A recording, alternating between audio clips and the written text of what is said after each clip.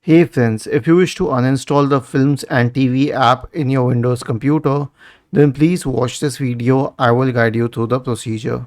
So, why do we need to uninstall the Films and TV app at the first place? It was called Movies and TV earlier. So, the reason is that it is unnecessary. We already have the Windows Media Player on our system.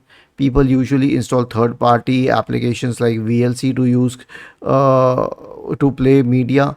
This is not necessary. It doesn't give any extra advantage, and a lot of people consider it bloatware. They want to remove it.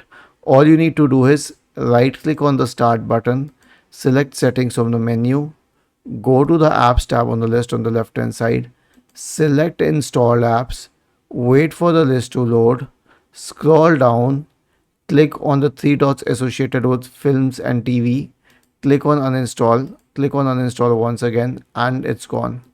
Was this helpful?